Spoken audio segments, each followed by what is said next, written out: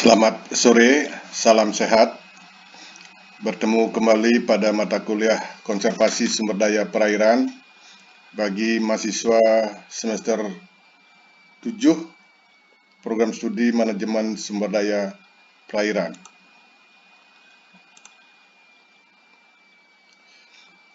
Pada perkuliahan minggu keempat ini, kita masih membahas modul 2 dengan topik tata kelola kawasan konservasi perairan.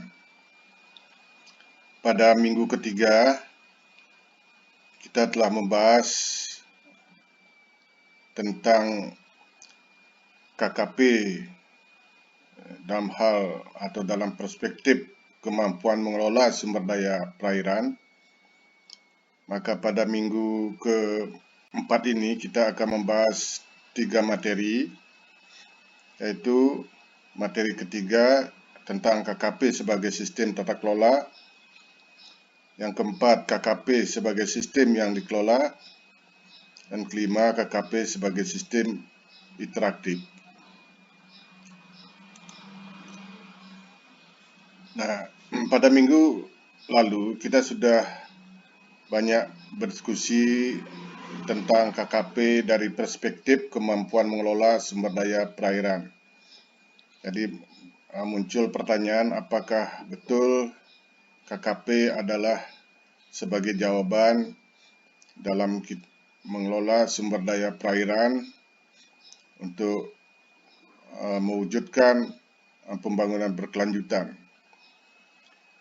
Nah, kalau kita melihat KKP dari kemampuan mengelola sumber daya perairan, maka kita akan memandang 3 aspek. Yang pertama adalah KKP sebagai sistem tata kelola. Sebagai sistem tata kelola, KKP adalah instrumen pengelolaan. Kemudian kita melihat KKP sebagai sistem yang dikelola. Sistem yang dikelola KKP adalah terdiri dari 2, yaitu sistem alam berupa sumber daya dan sistem sosial berupa pemangku kepentingan atau masyarakat beserta perilaku dan sebagainya. Juga kita melihat KKP sebagai sistem interaktif, yaitu adalah hubungan KKP dengan lingkungan sosioekologi dalam skala yang lebih luas atau lebih besar. Kita akan langsung ke materi yang ketiga, yaitu KKP sebagai sistem tata kelola.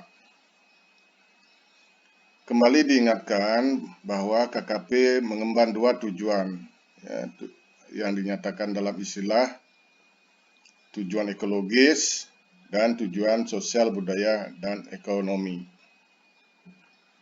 Tujuan ekologis sebuah KKP misalnya adalah untuk memastikan kelestarian keanekaragaman hayati laut yang lengkap, baik dari keanekaragaman genetik, spesies hingga keseluruhan ekosistem. Tujuan sosial budaya dan ekonomi ini sehubungan dengan manfaat atau dampaknya terhadap masyarakat manusia. Nah, desain dan fungsi KKP tidak terlepas dari masalah ilmu sosial dan bahkan sering menonjol. Jadi hal-hal yang berkaitan dengan ilmu sosial ini lebih sering menonjol karena melibatkan orang dan lembaga sosial serta hubungan di antara mereka. Jadi dalam berbagai praktek pengelolaan KKP, seringkali dalam sistem tata kelola KKP, mengelola interaksi antara manusia dengan sumber daya lebih banyak menghabiskan energi dibandingkan mengelola sumber dayanya sendiri. Konservasi dan penggunaan sumber daya juga biasanya melibatkan konflik yang membutuhkan pendekatan yang seimbang dan fleksibel untuk resolusinya. Juga konservasi sering berbenturan dengan kegunaan lain yang legal, jadi yang bukan merupakan penggunaan sumber daya. Misalnya adalah pelayaran atau navigasi.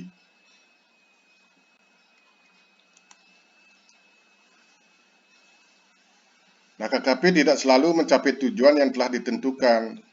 Ya, seringkali kedua tujuan utama itu gagal bertemu. Jadi antara tujuan ekologis dan tujuan sosial budaya ekonomi itu tidak saling bertemu. Suatu KKP bisa menemukan keberhasilan ekologis, jadi berhasil untuk mencapai tujuan ekologis, yaitu berupa peningkatan kelimpahan dan keanekaragaman ikan, serta peningkatan kualitas habitat, akan tetapi gagal menghasilkan tujuan ekonomi atau sosial budaya. Nah, kenapa bisa terjadi? Ini misalnya karena kurangnya partisipasi luas dalam pengelolaan. Jadi tidak melibatkan masyarakat secara luas dalam pengelolaan. Bisa juga pembagian manfaat ekonomi yang tidak adil. Ya, seringkali misalnya pemanfaatan KKP lebih menguntungkan satu sektor, misalnya sektor pariwisata, sementara perikanan sering dimarginalkan atau gagal dalam penyelesaian konflik. Nah, untuk itu kita perlu melihat hubungan antara tujuan ekologis, ekonomi, dan sosial budaya secara seimbang. Karena nanti keuntungan biologis dapat hilang jika masalah ekonomi dan sosial budaya tidak ditangani secara memadai. Jadi seringkali keberhasilan ekologis itu tidak bermakna bahkan hilang ya, apabila kita gagal untuk mencapai tujuan sosial budaya ekonomi. Nah, namun kasus kebanyakan KKP adalah kurangnya tekad untuk mengamankan perlindungan ekosistem yang efektif. Jadi kebanyakan KKP itu kurang efektif dalam mengamankan ekosistem. Ini juga menjadi alasan mengapa KKP sering gagal dan hanya menjadi taman kertas ya, daripada instrumen yang efektif untuk pengelolaan ekosistem dan perikanan. Juga yang menjadi kekhawatiran adalah KKP itu hanya sebuah cangkang kosong, ya, tidak ada manfaatnya, ya, dan ini akan melunturkan kepercayaan publik terhadap peran KKP. Kadang-kadang KKP dibangun karena kepentingan politik daripada kebutuhan sosioekologis. Jadi beberapa KKP juga lebih bersifat politis ya pembentukannya. Nah, KKP mungkin terletak di daerah di mana mereka memiliki sedikit manfaat ekologi dan sosial ekonomi. Ada juga KKP sesungguhnya berada pada tempat yang tidak tepat. Kadang-kadang kemampuan mengelola KKP berkurang karena perlawanan dari para pemangku kepentingan yang terkena dampak. Ini umumnya adalah pertentangan dari pengguna-pengguna existing yang merasa kepentingannya atau aksesnya terhadap sumber daya semakin dibatasi akibat adanya KKP. Ini bisa terjadi karena KKP didesain dominan untuk membatasi praktek penangkapan ikan dan memaksa nelayan untuk pindah ke daerah penangkapan lain yang belum tentu produksinya memadai. Dan juga di daerah lain telah sepenuhnya digunakan oleh nelayan atau masyarakat lain. Nah, ini sering menjadi masalah. Ya. Akibatnya KKP menjadi masalah ketidakadilan sosial. Berikutnya adalah materi keempat, KKP sebagai sistem yang dikelola. Nah, sebagai sistem yang dikelola, KKP berarti sebagai objek tata kelola dan mekanisme yang dikelola. Ingat, itu jadi KKP sebagai sistem yang dikelola itu adalah dua sistem, yaitu sistem alam dan sistem sosial. Sebagai sistem tata kelola atau sebagai instrumen pengelolaan, KKP tidak dapat mengakses sistem alam yang akan diatur secara langsung, tetapi harus melalui sistem sosial. Ya.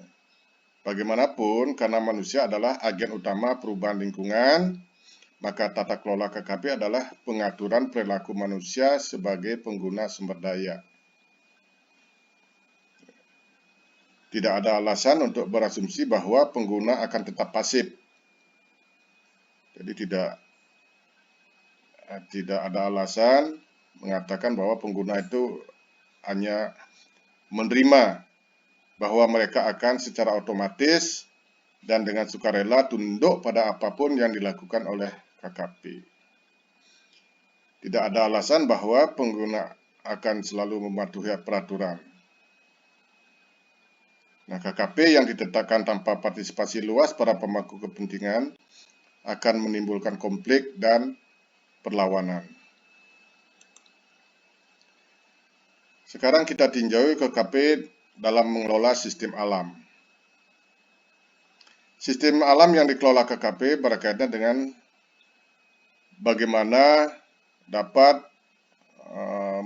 memelihara dan melindungi proses-proses biofisik penting ekopesisir dan laut. Nah, untuk mencapai ekosistem laut yang sehat, maka keutuhan ekologi dan keanekaragaman hayati harus dijaga dan laju produksi biomasa alami dipertahankan. Semua habitat alami harus dalam kondisi fisik yang baik. Proses biologis, fisik, dan kimia yang terjadi secara alami perlu tetap berlangsung secara mestinya. Nah, ini upaya untuk mencapai ekosistem laut yang sehat. Untuk mencapai tujuan mengelola sistem alam, KKP harus mencakup berbagai ekosistem dan habitat dalam kawasan ekobiogeografis, seperti misalnya adalah hamparan terumbu karang, padang lamun, mangrove, laguna, estuaria, dan lain-lain. Ini dikenal sebagai prinsip-prinsip CAR, comprehensive, adequacy, dan representativeness. Penerapan prinsip-prinsip CAR untuk memastikan semua jenis habitat dalam ekoregion terwakili dalam jaringan KKP untuk melindungi setiap relung yang dihuni oleh semua spesies. Berikutnya adalah KKP dalam mengelola sistem sosial. KKP adalah sistem fungsional, sebuah organisasi formal dengan kepemimpinan, ada wewenang, pembagian kerja yang diatur, peraturan, rencana pengelolaan, dan struktur peran yang telah ditentukan. Misalnya di situ ada pengelola atau manajer, penjaga, pengguna, dengan hak dan tugas yang ditentukan. Dengan demikian, kemampuan KKP mengelola sistem alam dan sistem sosial akan bergantung pada bagaimana berbagai elemen tersebut bekerja secara keseluruhan. Nah, KKP sering merupakan kemitraan yang memungkinkan kelompok pengguna dan pemangku kepentingan untuk terlibat dalam pengambilan keputusan. Memang dalam rejim pengelolaan KKP Indonesia, KKP itu dikelola oleh pemerintah, tapi di situ diberi kesempatan oleh peraturan perundang-undangan KKP membangun kemitraan dengan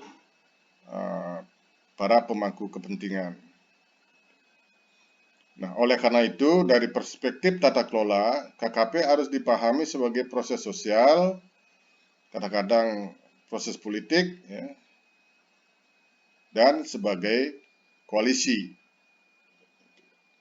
Jadi membangun koalisi di antara berbagai pemangku kepentingan untuk mencapai tujuan konservasi tadi.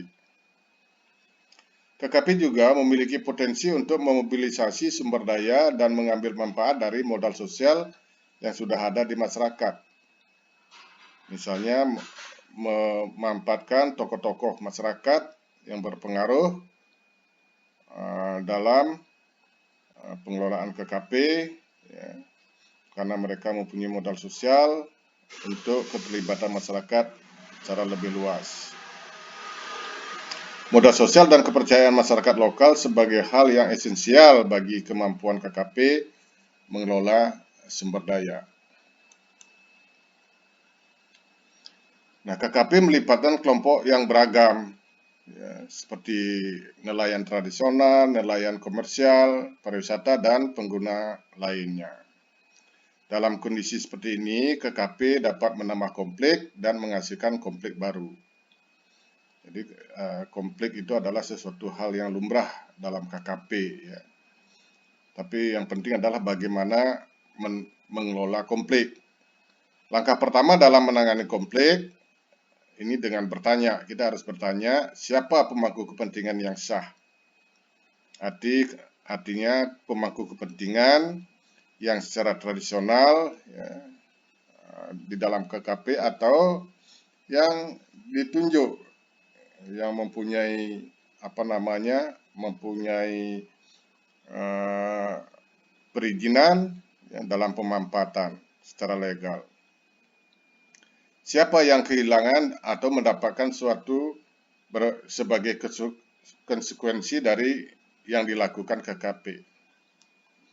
Nah, itu juga perlu ditanyakan, siapa yang kehilangan, siapa yang mendapatkan sesuatu. Kebutuhan siapa yang lebih mendesak? Nah, pada saat mendesain KKP itu, kebutuhan mana ini yang lebih mendesak? Kemudian siapa yang lebih kuat dari yang lain? Jadi analisis aktor ini sangat penting, ya, dalam desain KKP. Selain itu, ada masalah yang berkaitan dengan keadilan distributif. Artinya pembagian manfaat. Seringkali manfaat bagi nelayan tertunda, sementara manfaat untuk pengguna non-lokal bertambah. Misalnya pengusaha pariwisata. Ya, ini banyak terjadi di beberapa kasus pengelolaan KKP. Dalam upaya agar KKP berhasil mengurangi tekanan pada basis sumber daya, melarang penggunanya mungkin kurang efektif daripada mengupayakan alternatif pekerjaan lain. Jadi oleh karena itu sangat penting di dalam pengelolaan KKP itu adalah mengupayakan mata pencaharian alternatif yang kompatibel, yang sesuai untuk mengurangi tekanan pada basis sumber daya. Sekali lagi, kebutuhan untuk menanamkan KKP dalam sistem sosioekologis yang lebih besar sangatlah penting. Yang kelima, kita akan membahas KKP sebagai sistem interaktif. Jadi KKP dalam hubungannya dengan sistem sosioekologis yang lebih luas. KKP sebagai sistem interaktif berarti melihat KKP dalam hubungannya dengan lingkungan sosial dan lingkungan ekologi yang lebih luas.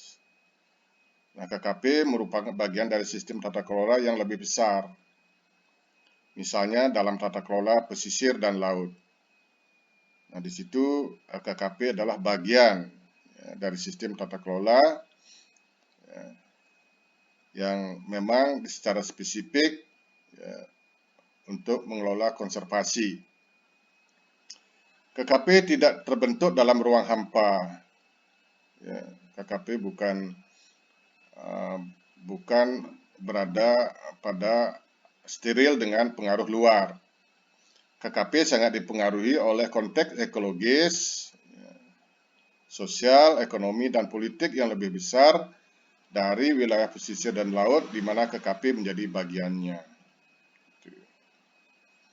Nah, oleh karena itu, ya, KKP perlu ditanamkan tidak hanya dalam sistem pengelolaan perikanan yang lebih luas, tetapi juga dalam sistem pengelolaan wilayah pesisir terpadu. Nah, ini di mata kuliah pengelolaan pesisir terpadu juga telah dipelajari, ya, bagaimana pendekatan pengelolaan sumber daya berbasis ekosistem, salah satu prinsip dari pengelolaan pesisir terpadu.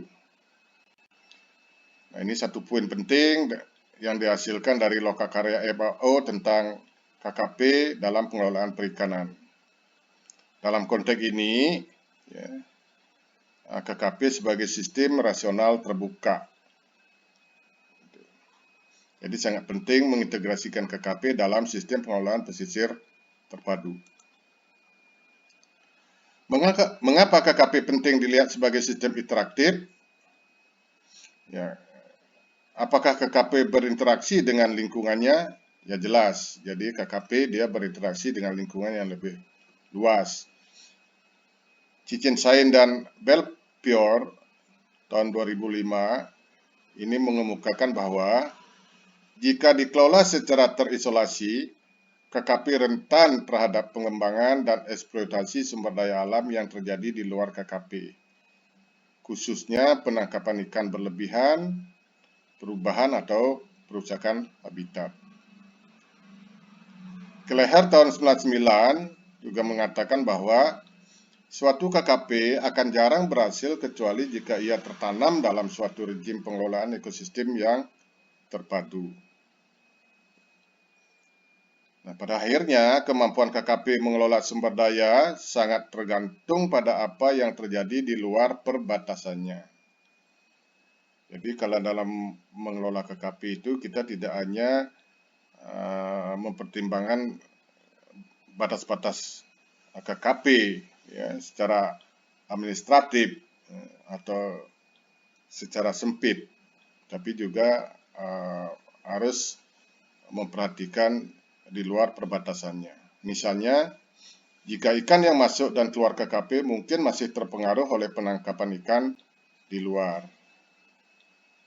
Juga terumbu karang rentan terhadap erosi tanah, pencemaran dari daratan yang mengarah sedimentasi dan eutrofikasi atau penyuburan berlebih di perairan yang sangat ditakuti oleh terumbu karang. Nah, bagaimana caranya agar KKP mempunyai ketahanan tinggi sehubungan dengan pengaruh lingkungan dalam skala yang lebih luas? Jadi tipsnya adalah misalnya dengan memperluas batas KKP untuk dapat membantu mengendalikan kegiatan dan dampak lingkungan sekitarnya. Juga misalnya dengan membangun KKP sebagai jaringan regional yang disebut sebagai jejaring KKP. Ini akan dibahas tersendiri pada materi bab berikutnya. Hubungan antara KKP dengan lingkungan ekologis dan sosiokulturalnya dapat dibedakan atas. Nah, dalam bentuk apa itu hubungan KKP dengan hubungan sosioekologisnya? Pertama adalah lingkungan kelembagaan. Lingkungan kelembagaan ini terdiri dari aturan, peraturan, organisasi lain, ya, seperti lembaga pemerintah, perusahaan, asosiasi masyarakat, dan masyarakat, serta stok sumber daya ikan misalnya, ya, yang di luar KKP, juga sumber informasi yang mereka pegang. Yang kedua adalah hubungan dengan lingkungan teknis.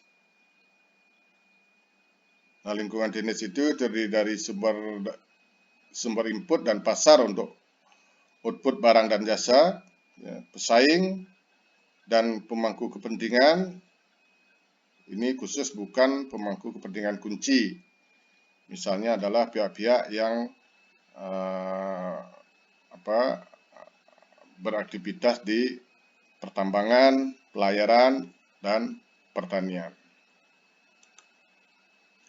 Seringkali KKP mewakili citra dari tata kelola perikanan dan sumber daya pesisir yang berkelanjutan. Ya, karena KKP lah ditumpukan untuk mengelola sumber daya perikanan atau pesisir secara berkelanjutan. Namun KKP sering gagal menjaga citranya karena gagasan KKP dan nilai-nilai yang diwakilinya sering diimpor dari tempat lain daripada ditanamkan berdasarkan nilai-nilai lokal setempat. Nah, perlunya KKP melibatkan kelompok pengguna dan pemangku kepentingan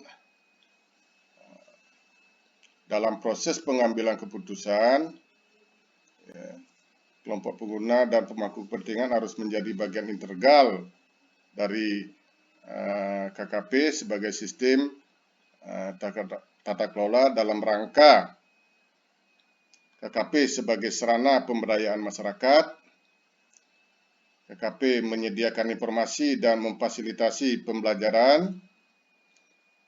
KKP memanfaatkan basis pengetahuan lokal yang dimiliki dan diwakili oleh pengguna dan pemangku kepentingan sebagai sarana untuk meningkatkan rasionalitas fungsi KKP. Akhirnya, KKP perlu mengembangkan kolaborasi yang kuat antara komunitas ilmiah, misalnya dengan perguruan tinggi, praktisi atau manajemen, dan masyarakat perikanan untuk mengisi kesenjangan pengetahuan mengenai KKP. Jadi demikianlah materi kuliah pada minggu keempat ini. Selanjutnya kita akan berdiskusi ya. Untuk intensifnya diskusi, maka sebaiknya modul yang telah dibagikan dipelajari secara seksama, dan kalau ada hal-hal yang perlu dibahas lebih lanjut, nanti kita akan perdalam dalam diskusi. Jadi sekian dan terima kasih.